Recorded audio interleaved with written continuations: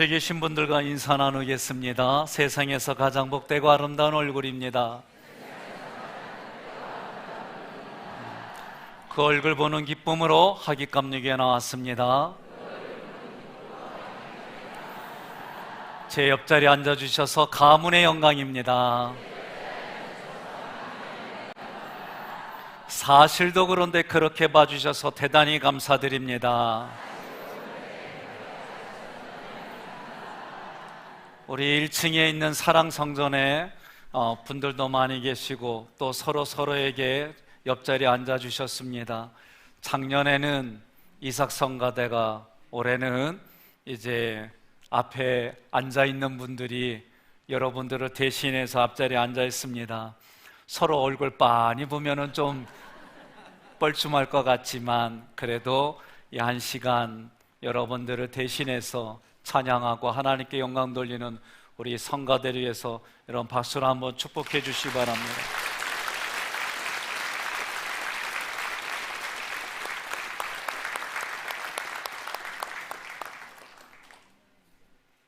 제가 앉아있는 게 안쓰러워가지고 한번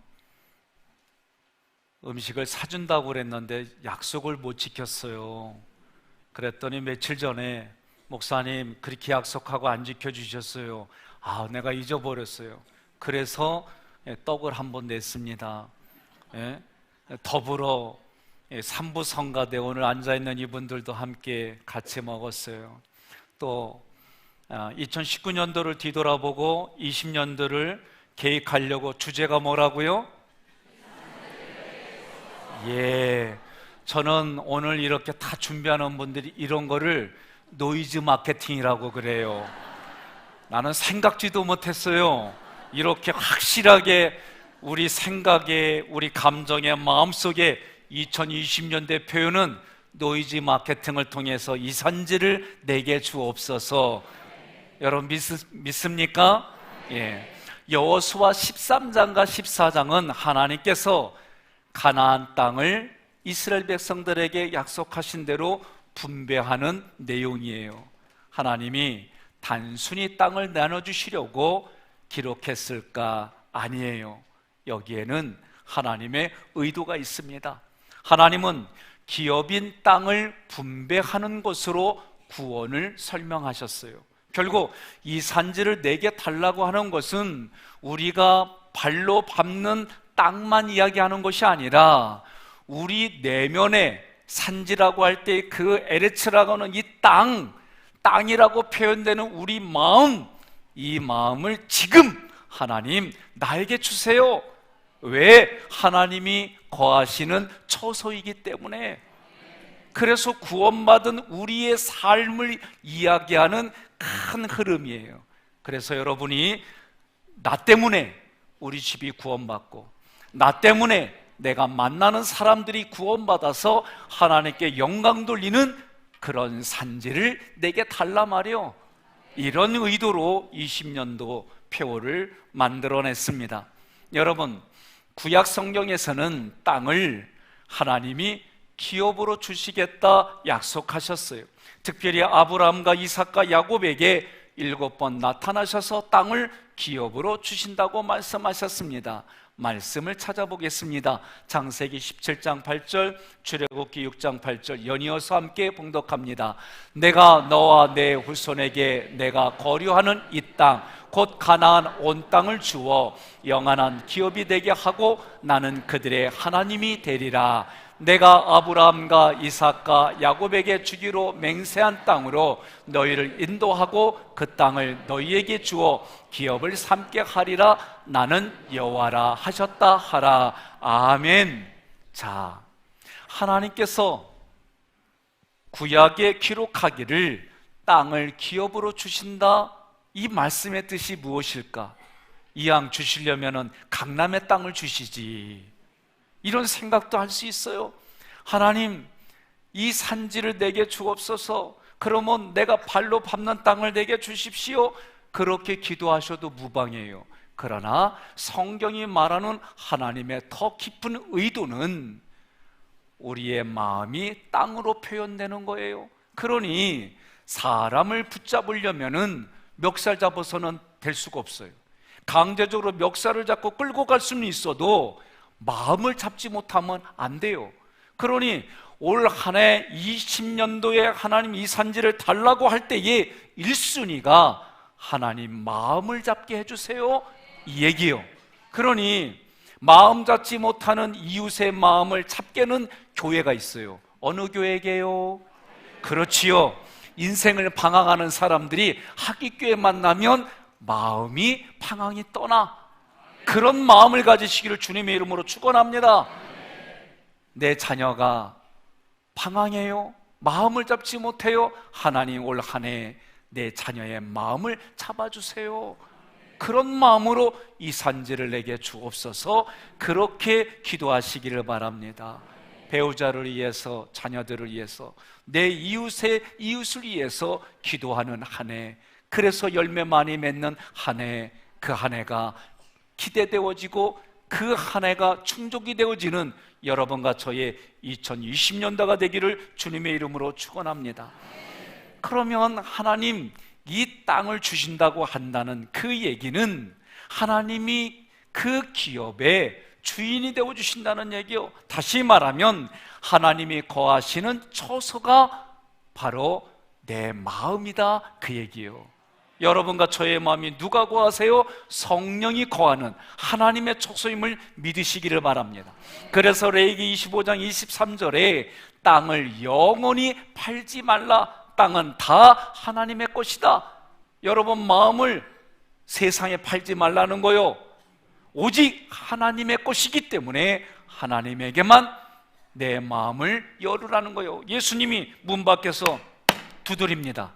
내 마음을 두드릴 때에 내가 자원하여 마음과 힘과 뜻과 정성을 다하여 열면 하나님이 내가 그와 더불어 먹고 그는 나와 더불어 먹고 마시리라 말씀하신 대로 됨을 믿으시기를 바랍니다.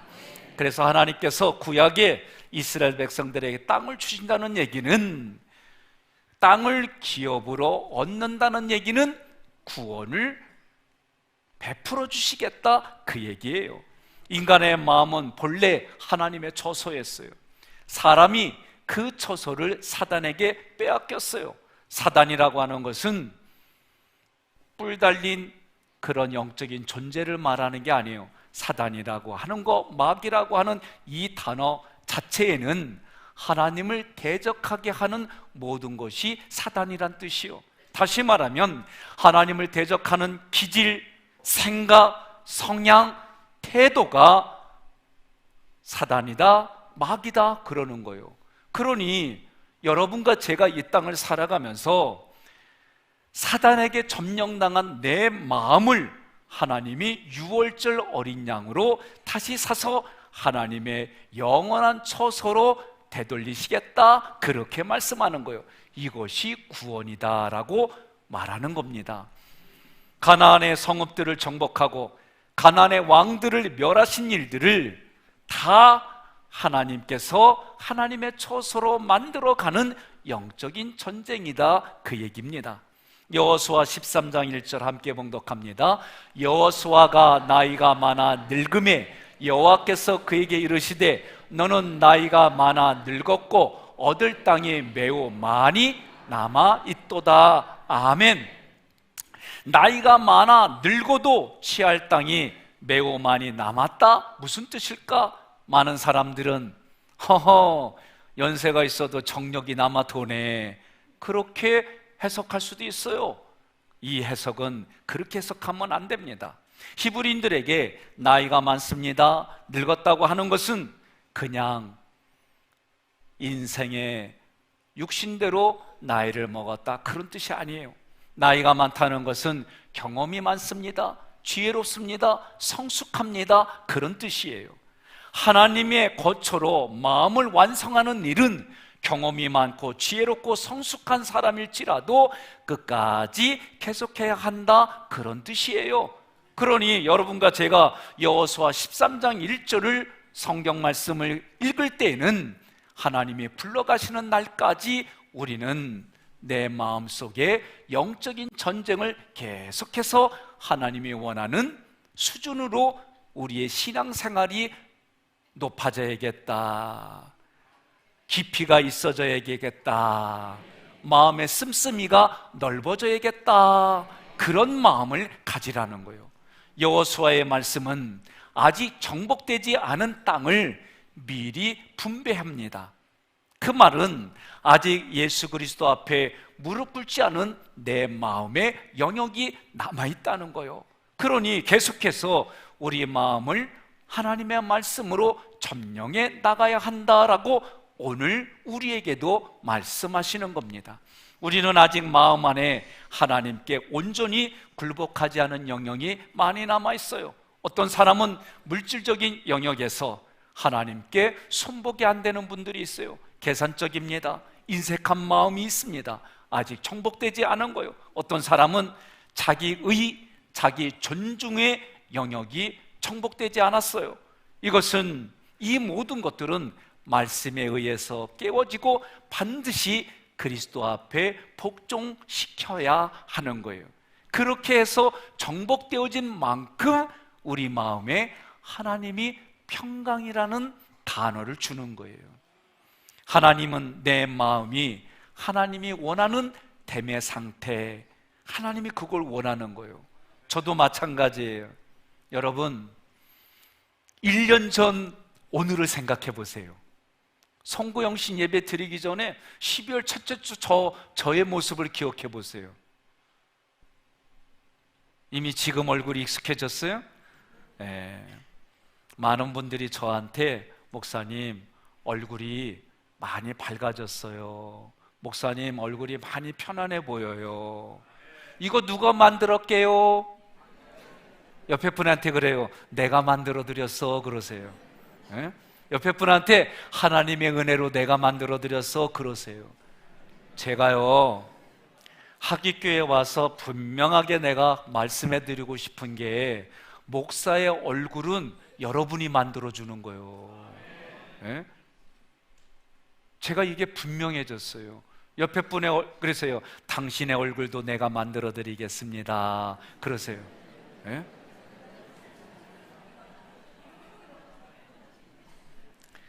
하나님은요, 죄를 통해서도 사람을 만들어 가세요. 대표적인 게 누구냐면은 돌아온 탕자 돌탕의 이야기예요. 누가복음 15장에 보면 탕자가 나와요. 그 탕자가 아버지가 살아계시는데 유산을 먼저 받아서 외국에 나갔어요. 그 당시에 보면 참 경우가 없는 사람이요, 우리 동네에서 말하면 싸가지가 없는 사람이요. 그런데 부모의 유산을 물려받아 가지고 돈이 있으니까 못할 게 없어요, 안 할 게 없어요. 돈 보고 사람들이 몰려들었어요. 돈 떨어지니까 사람도 떠나요. 자기 남아있는 게 없어요. 먹을 게 없으니까 돼지들이 먹는 그 밥통에서 돼지밥으로 연명하는 상태까지 가요. 사람이 어려워지니까 그때서 하나님이 기억나는 거요. 다시 말하면 그때서 자기의 아버지가 기억나는 거요. 그런데 아버지한테 갈 수 없다고 그랬어요. 왜? 자기가 한 짓이 있으니까. 자기가 한 짓이 있으니까 아버지한테 갈 수가 없는 거요. 그런데도 어떤 마음이 들어요? 종의 모습으로도 쫓아오니 아버지께 가는 게 좋겠다. 아버지께 돌아가요. 어떤 처벌도 달게 받겠다, 어떤 태도가 되어지든 아버지 품이 그래도 좋겠다 하고 아버지한테 가는 거예요. 이런 모습을 아는 아버지가 묻지도 않아요, 따지지도 않아요. 있는 그대로 받아줘요. 이게 돌탕의 이야기요. 옆 사람한테 그래요. 돌탕의 그림을 그리고 그렇게 살아오셨어요? 아니면 집안에서 아버지 말씀 잘 듣고 아버지 말대로 순종하고 아버지 일 도와준 큰아들이요? 하고 미리 여쭤봐요. 예? 돌탕이요? 큰아들이요? 하고 여쭤봐요. 뭐라고 그래요? 자, 저도 좀 확인해야 되겠어요. 큰아들의 성향은 납니다 하는 분 손 들으세요. 내 아버지 말씀을 잘 듣고 나쁜 짓 하나도 안 하고 예배도 잘 드리고 다른 사람한테 뭐라 하지도 않았어요. 나는 큰아들과 같이 신앙생활 잘했어요 하는 분만 손들어요. 어쩐 일로 이 교회는 하나도 없디야? 나밖에 없네? 예? 그러면 나는 돌아온 탕자처럼 내 마음대로 내 뜻대로 살다가 오늘 1년에 딱 한 번 송구영신 예배 드리러 왔어요. 그런 분들만 한번 손 들어봐요. 아니 왜 또 감사해요. 손 들어주셔서 고맙습니다. 그러면 안 든 사람은 둘째요? 좋습니다. 넘어가겠습니다. 자, 중요한 게 있어요. 첫째 아들이 얘기한 거를 읽어보겠습니다. 누가복음 15장 29절로 30절 함께 봉독합니다. 그러자 큰아들이 아버지께 이렇게 말했다. 보십시오, 저는 여러 해 동안 아버지를 위해 종노릇하고 무슨 말씀이든 어긴 적이 없습니다. 그런데 제게는 친구들과 함께 즐기라며 염소 새끼 한 마리도 주시지 않았습니다. 그런데 장녀와 함께 아버지의 재산을 탕진한 아들이 집에 돌아오니까 아버지는 그를 위해 살찐 송아지를 잡으셨습니다. 아멘. 감정 없이 읽으니까 그렇지 실제는 뭐냐면 아버지를 원망하고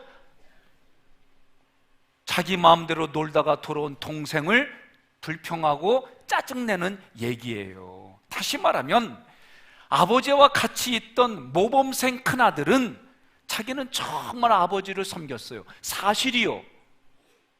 그런데 자기 입으로 뭘 주장하냐면 나 이렇게 의를 펼쳤어요 라고 얘기를 하는 거예요.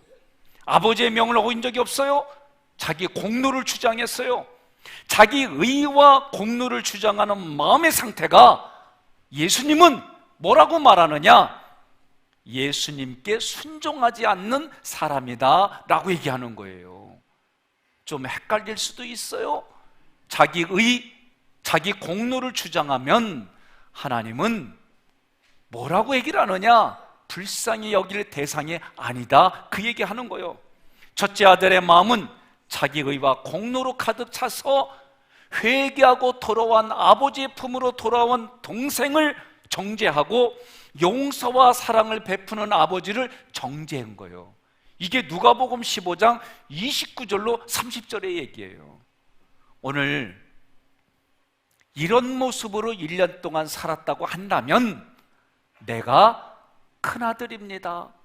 남들이 볼 땐 신앙생활 잘하고 모범생이고 정말 그런 모습이지만 오늘 성경에 보면 그 아들이 실제로는 돌아온 영적인 돌아온 탕자와 같은 그런 삶을 살았다, 그 얘기요. 옆에 분한테 그래요. 오늘 잘 왔어 그러세요. 예? 오늘 말씀하세요. 잘 왔어 그러세요. 예? 예. 큰 아들이 아닌 거를 축하해 그러세요. 예? 여러분, 예수를 오래 믿었지만 내 마음이 하나님이 원하는 마음의 상태가 되지 못했다, 이 얘기요. 아버지와 함께 첫째 아들은 오래 있었지만 아버지의 마음을 이해하지 못했어요. 아버지의 마음을 가지지 못했어요. 그러니 오늘 우리가 수십 년, 수대, 여러 대를 걸쳐서 신앙생활을 했다 할지라도 하나님 아버지의 마음, 오늘 성경 누가복음에 아버지의 그 마음이 없다고 한다면 옆에 분한테 이렇게 얘기하세요. 빨리 애 낳아서 키워 그러세요.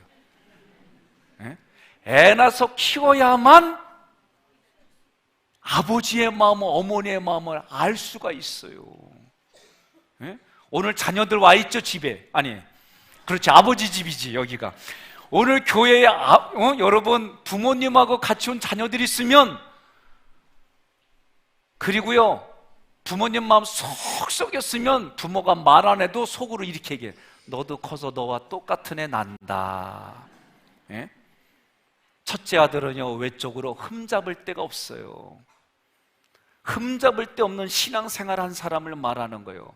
그러나 한 번도 이 사람은 아버지를 거역하거나 방탕한 짓을 한 적이 없는 아들이지만 아버지의 마음을 절대로 몰라요. 제가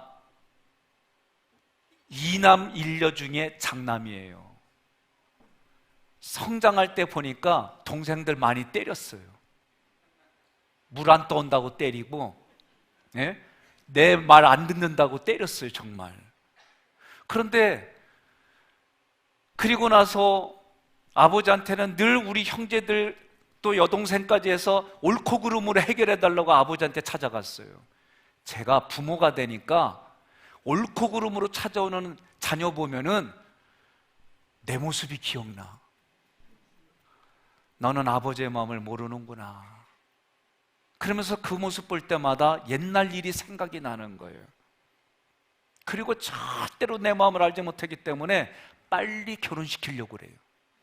그래서 빨리 애 낳으라고 하는 게 인생을 빨리 깨닫는 거예요. 영적인 것도 똑같아요. 그러니 여러분과 저는 어떻게 돼요?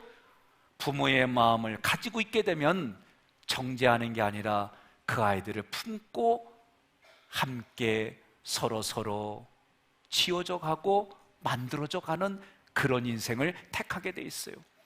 그것이 하나님이 내 마음이 하나님의 처소가 되는 모습이에요. 여러분과 저는 죽는 순간까지 이 일들이 계속해서 자기를 부인하고 나아가는 길이에요. 그래서 이 산지를 지금 내게 달라는 얘기는 지금 내 마음도 여전히 정복해야 될 그 마음이 있는 거예요. 하나님이 만드신 그 길대로 서로 살아가는데 부딪히고 어려서부터 부모에 의해서 만들어진 내가 내 안에 가득한 거예요. 이거를 심리 용어로 성인 아이라고 그러는 거예요. 성인 아이는 다른 말로 말하면 상처로 받아들이는 내 모습이에요. 이거는 안 바뀌어요. 그러니 그것은 지금의 내가 자꾸 만져줘야 돼요. 어떻게? 볼도 쓰다듬어주고 머리도 쓰다듬어주고, 예? 그렇게 하듯이 내 마음에 나를 보다듬어주고 아껴주고 격려해주고 지지해주지 않으면 자꾸 나쁜 생각만 해요. 자꾸 좋지 않은 생각만 붙들어요. 그렇기 때문에 하나님의 말씀을 가지고 자꾸 보다듬어 주는 거예요. 오늘 옆에 분한테 이렇게 인사하겠습니다.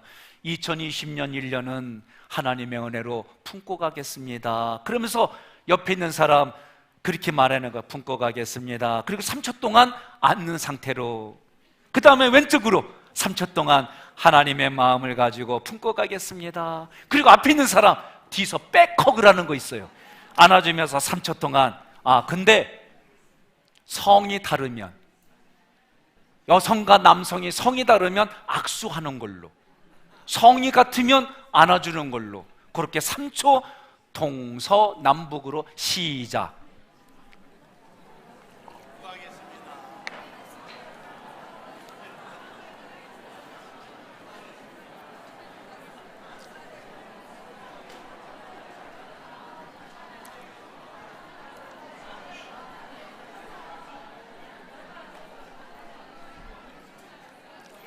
누가복음 12장 48절 함께 봉독합니다. 알지 못하고 맞을 일을 행한 종은 적게 맞으리라.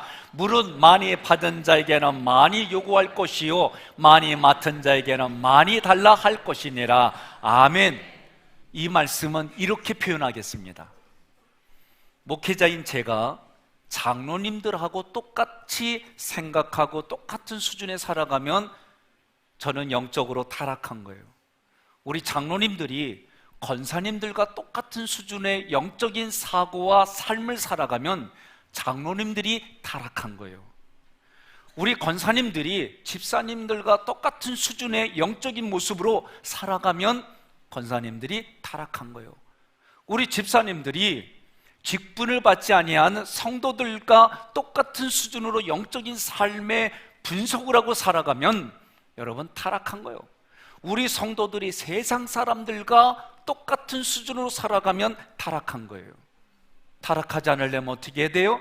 세상 사람들보다는 조금 더 높은 영적인 수준, 세상 사람들보다는 조금 더 넓은 마음의 씀씀이, 사람들보다는 세상 사람들만 조금 더 다른 깊은 배려심, 이런 게 세상보다는 조금 더 있어야 되고, 우리 집사님들은 평신도들보다 조금 더 있어야 되고, 우리 권사님들은 우리 집사님들보다 조금 더 있어야 되고, 아멘 할 때까지 반복해서 할 거예요.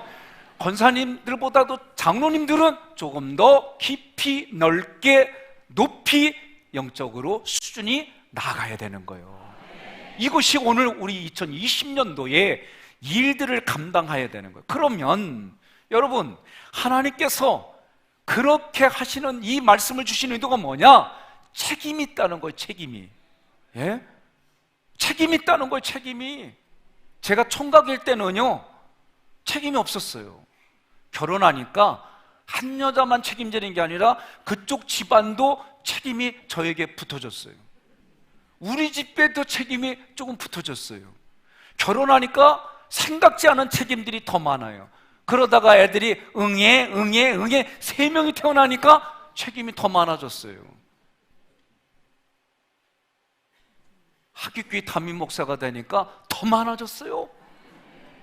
그러면 이 책임은 여러분들은 못 져요. 나만 지는 거, 나만. 예? 여러분, 제가 송 목사님네 가정 가서 아빠 역할 못해요. 저기가 아빠가 있으니까. 그러나 교회의 큰 테두리 안에서 볼 때는 제가 가져야 될 책임이 그만큼 많은 거예요. 그만큼 책임도 많지만 그만큼 높은 윤리를 포함한 영적인 책임도 또 있는 거예요. 그러니 여러분들이 집사님 됐어요, 권사님 됐어요, 장로님 됐어요, 교육자가 됐어요. 그러면 이제는 뭘 가져야 되면 그만큼만 책임을 가지고 살아야지, 이 마음을 가지시기를 바랍니다. 옆에 분에게 이렇게 인사하겠습니다. 책임지고 살겠습니다. 자, 우리가 성경 말씀을 통해서 하나 또 결단할 게 있어요. 그건 뭐냐면, 성경에 보면 제비를 뽑는 게 많아요. 제비를 뽑아서 기업을 분배했어요. 잠언서 16장 33절 함께 봉독합니다. 제비는 사람이 뽑으나 모든 일을 작정하기는 여호와께 있느니라. 아멘. 내가 내 마음의 땅을 기업으로 얻는 것은 우리 노력 필요해요. 우리 결심 필요해요. 그러나 이것만으로는 되지 않는다는 게 제비 뽑는 의도예요. 하나님께서 원하시는 내 마음의 상태는 내가 노력하는 것만으로 되는 것이 아니라 하나님이 이끌어 주셔야 돼요. 하나님이 보호해 주셔야 돼요. 하나님이 치료해 주셔야 돼요. 하나님이 축복해 주셔야 돼요. 사람이 그 길을 계획할지라도 그 길을 인도하신 분은 하나님이십니다. 이 고백이 제비 뽑는 고백이에요. 그러므로 여호수아 14장 12절로 13절 함께 봉독합니다. 그날에 여호와께서 말씀하신 이 산지를 지금 내게 주소서. 당신도 그날에 들으셨거니와 그곳에는 아낙 사람이었고 그 성읍들은 크고 견고할지라도 여호와께서 나와 함께 하시면 내가 여호와께서 말씀하신 대로 그들을 쫓아내리다 하니, 여호수아가 여분네 아들 갈렙을 위하여 축복하고 헤브론을 그에게 주어 기업을 삼게 하매. 아멘. 갈렙이 요구한 땅이 헤브론 땅이에요. 헤브론 땅은 아낙 사람이 있어요. 그 당시에 아낙 사람이라고 한다면 저보다도 최소한 20cm 이상 더 큰 사람들이에요. 평균. 기골이 장대해요. 그 성읍들은 견고해요. 성경에 보니까 크고 견고하다 그랬어요. 그러니 저보다도 덩치도 2배 이상 되고 키도 더 큰 사람들이요. 힘으로 하면은 저보다도 월등해요. 저요. 그런데도 불구하고 그 땅을 달라고 하는 게 믿음이 없거나 정신 나갔거나, 그죠? 여러분, 사람은 누구나가 만만한 곳을 원하지요. 열악한 곳을 원하는 사람은 거의 없어요. 그런데 우리 교회는 조금 이상한 게 하나 있어요. 열악한 곳에 주님 말씀 없어서 내가 듣겠나이다, 목사님 나를 보내주시옵소서 하는 분들만 오늘 여기 왔어요. 제가 그래서 희망이 있어요. 어제까지는 못하네 그러는데 오늘 오신 분들은 할 수 있다는 거예요. 옆에 분한테 인사하겠습니다. 하자, 해보자, 하면 된다, 할 수 있다, 그게 너요 그러세요. 예. 그렇다고 자기보다 연세 드신 분한테 너요 그러면 안 돼요. 갈렙은요, 악조건의 상황과 현장을 달라고 지금 그 얘기를 하는 거예요. 성경의 역사를 보면 이 땅은 구속사적으로 매우 중요한 땅이에요. 헤브론 땅은 예루살렘, 베들레헴, 베다니, 갈보리, 감람원 이곳이 있는 지역이에요. 다시 말하면 갈렙은 메시아가 태어날 땅, 구속세의 산실이 될 땅을 달라고 한 거예요. 오늘 여러분과 저도 내 안에 헤브론이냐 아니면 그 헤브론에 싸워서 이긴 만큼 하나님이 구속사로 쓰는 사람이냐, 이것을 결정하는데 오늘 이 자리에 온 여러분 모두는 하나님 2020년도에 우리에게 주시는, 나에게 내 앞에 있는 그 모든 상황은 헤브론과 같이 열악하고 힘들고 어려운 곳이지만 오늘 기도하고 예배드리는 여러분들의 마음속에, 내 마음속에 계신 성령님을 의지하여 그 헤브론 땅이, 나와 같은 내 마음의 헤브론 땅이 예수 그리스도가 태어날 땅, 예수 그리스도가 태어나는 땅, 그래서 나를 통해 성령이 흘러가는 땅으로 바뀌어질 줄로 믿습니다. 이렇게 고백하는 시간이 오늘 이 시간이에요. 옆에 분에게 인사합시다. 잘 왔어요. 네? 잘 오셨습니까? 오늘 그렇게 결단하세요. 네? 지나간 내 2019년도의 한 해를 보면서 야, 이렇게 살 걸 아쉬워하는 것도 있을 수 있어요. 그러나 오늘 선포하세요. 네? 선포하시면 시작의 반이라고 그랬어요. 이미 내 앞길은 6월달까지 간 줄로 믿고 오늘 결단하세요. 지나온 과거 보지 마시고, 그래서 제가 사실은 그 전에 보면 항상 하는 게 있었어요. 지나가는 년은 뒤돌아보지 말고 올 년은 뭐 이런 얘기도 했었는데 공감이 안 되네. 하여간에 여러분, 2019년도 실패하고 어려웠던 거는 그것을 통해서 내가 더 영적으로 성숙해져야지, 이런 걸 통해서 내가 더 성숙해지고 깊어져야지, 배려해줘야지, 그런 마음 가지면 돼요. 오늘 그런 것을 힘들더라도 입으로 선포하세요. 옆에 분에게 오늘 약속하는 거예요. 아까 했지요? 앞뒤 좌우로 오늘 하나님과 당신 앞에 약속하겠습니다. 2020년도에는 나를 통해 하나님의 모든 것이 흘러가는 통로로 살아가겠습니다. 이렇게 앞뒤 좌우로 약속하겠습니다. 시작.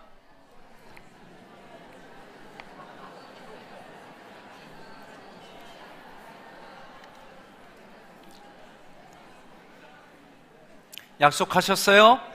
감사합니다.